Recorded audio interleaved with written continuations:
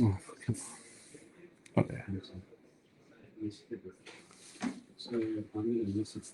Okay, we're live on the lunch break of day 17 of the Undercover Policing Inquiry, Tranche 3, Phase 1. We've been listening to further evidence for the questioning of Doreen Lawrence. Since the last break, she's been asked more about the events at the Stephen Lawrence inquiry, about the role of the support group, groups like Movement for Justice and their involvement in the campaign. I'm joined by James and Lauren from Bristol Counterfire. Yeah. What do you make of what we've heard? I thought, especially most of that was just going through Dave Hagan's and briefly Mark Cassidy's thoughts on what was going on, and then asking Doreen Lawrence to comment on them as if they were in some sense related to how someone like Alex O'Lady or Suresh Graver was actually thinking. And I'm not sure that was extremely fair line of questioning, and it didn't really seem like the lady asking the questions that familiar with anything, to be honest, today. So, in my opinion, she doesn't seem very au fait with the topics that she's talking about. But yeah, I mean, that did come across. Lauren, what did you make of it? Yeah, I think I agree with James's points. It just felt a bit like, I don't know, like Doreen was kind of like being put in the middle of like them trying to get one over on these groups or organizations, and Doreen just sort of saying, well, trying to distance herself from that, but also distance herself from the the police's sort of take on it as well. So yeah, it felt a bit, I don't know, it just felt a bit, some of the questioning just seemed like a bit random as well. I didn't really know what it was. I mean, we really got the sense. There was one section where they kind of one of the reports about Movement for Justice. The majority of the reports we saw this morning were by Dave Hagan, HN81, who has managed to get out of giving evidence to the inquiry. We should have mentioned that. One of the reports went through kind of talked about Movement for Justice, and it claimed that Movement for Justice were kind of trying to take over the Lawrence campaign in some way, or using Stephen Lawrence's name. And Doreen said, "Oh yeah, having read the reports, it seems like Movement for Justice was trying to take over the campaign and use Stephen Lawrence." His name, but I didn't know anything about that at the time. And it's like, yeah, it does if you just read the reports, but like if you actually look at what they actually did, it doesn't give that impression at all. Well, that's so much of what the SDS is, isn't it? It is manufacturing that sort of consent for perception of the left as some sort of body that's just using any event that they can to promote a view of the establishment and get towards their ultimate goal. They have no concept that someone that's murdered within the community, it's the people on the left because they give a shit. Oh, someone else on these? Yeah, fuck them. Yeah. But the people on the left, because they give a shit, are the most likely people that are going to try and help in that situation, and they'll find different ways of doing it, and people react in different ways. Yeah, it goes back to something Suresh said yesterday. It was that the fact of the matter is that when we mobilised because of racist murders, the people who came out to support was the left. It wasn't that was in part of the left. It was just that's the people who came to support us. So we worked with the left. I mean, it is. I mean, I think it is particularly interesting with the case of Doreen as a witness. We went through like. Peter Francis, Dave Hagan, Mark Jenner, as three undercover officers who reported on the Lawrence family campaign. She didn't recognise any of the three of them. She had no memory of ever meeting any of them. But because she's so high profile, it's her who's being questioned. I mean, there were people who were involved in the Lawrence support group who were directly spied on by these officers who haven't been called to give evidence to the inquiry. And I think it says a lot about the way in which the inquiry operates, that the more high profile a witness is, the more likely they are to be called.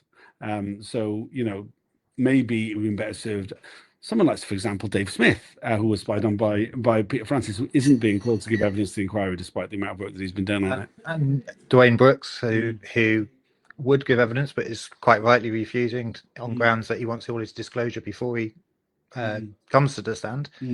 As at the minute, as far as I'm aware, still in a standoff with the inquiry, and he'd be a lot more better placed to probably give insight into the relationship between the campaigns and Movement for Justice, certainly, and Youth Against Racism in Europe and all those groups, as he seemed more involved in that side of things. But sadly, Mr. Mitting is not for turning at the minute, as it's. No, I mean, so Doreen has been a very professional witness.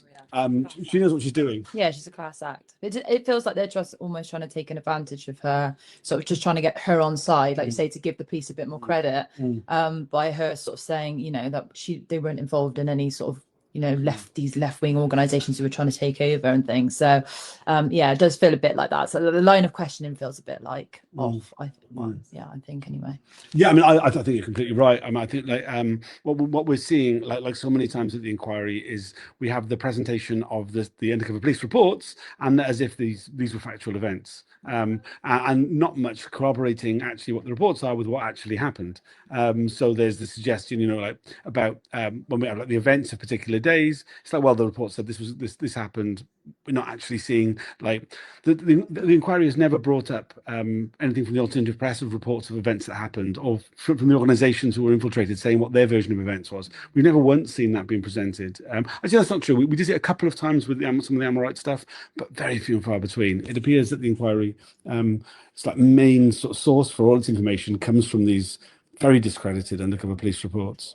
Can't even get Stephen's name spelled right, which is what Doreen brought up in the Shocking, really. Disgusting. Yeah, just like so basic. Could even spell his name correctly. Yeah, and the fact that she then had to bring it up. Yeah, you know, it's just awful. Yeah, we also saw in the reports lots of references to the racial mix at the meetings, the fact that there was a lot of black people at certain meetings. So we've seen throughout the undercover police reports lots of comments about race and gender. The police reporting, they always seem to put in these spheres whether people are white or black, and it does leave a bad taste in the back of your mouth every single time. Yeah. No, I was just going to change the topic slightly. Sure, no, go for it. But no, when did they start using all this windmill tilt and nonsense? Okay, so yeah, this was something that came in as a slightly touchy subject for Mark Jenner, windmill tilter for Dave Hagan. Magenta triangle. Yeah, I mean, like just so I mean, this came in the sort of mid-90s. This way of referring to officers, I mean, basically for internal communication, because officers were being referred to by their initials before that, which was like very obvious of who they were. And I think this kind of this shows the way in which the SDS was not particularly a secret unit, and they was have to add a layer of secrecy in the 90s when the unit was formed in the late 60s. I mean, it's something very flamboyant, like Roger Pierce might have brought in when he was commanding. Something like that. So, like absolutely ridiculous boys' club mentality, I think. But yeah, no, absolutely, entirely. And I mean, a lot of these things sort of like lean towards their internal kind of humor of how the reports are written, their desire to like sneak in song titles into things a lot, and like other sort of like quite frivolous sort of thing. Very sixth form ecology sort of behaviour. For they never quite left, you know, their 18-year-old selves, really. Yeah, literally scratching that itch. yeah, absolutely. We're after lunch we'll be returning. We'll be starting with the coverage of what happened on the day that the 5 accused of murdering Stephen Lawrence, I mean, 5 people did murder Stephen Lawrence, let's be honest about it, appeared at the inquiry, which led to, I mean, it's referred to as disorder. I mean, it's essentially people kind of gave them some abuse. I mean, afterwards they threw some tomatoes at them. But not long before that, the police had CS gassed some people for trying to attend. So much so that a second public gallery had to be opened so that people could use that instead. Anything you're looking forward to hearing this afternoon? Just I'd be interesting to see sort of, I suppose, whether the line of questioning carries on and whether Doreen, I don't know, if there's a little bit more in terms of, what happened on the day and stuff. Yeah, I don't know. I'm just interested to hear her view and, you know, the line of questions, how it continues. Yeah. Well, thanks for joining us. Anything else you want to add? I think in the opening statements, Doreen, as lawyer, was directed to say that she was threatening to name the Home Office the head of the Home Office that came to her when the inquiry was announced. That was she was indicating, made her very suspicious that the Home Office was directing all the Special Demonstration Squad to spy on her. So see how angry she's been made by Mr. Meeting not letting Dave Hagan take the stand as he should have been. So hopefully that will come this afternoon, because that might be something to get everyone's attention, I think. Yeah, that would be great. All right, thanks for joining us. We'll be doing another video this afternoon during the break. See you then. Cheers for now.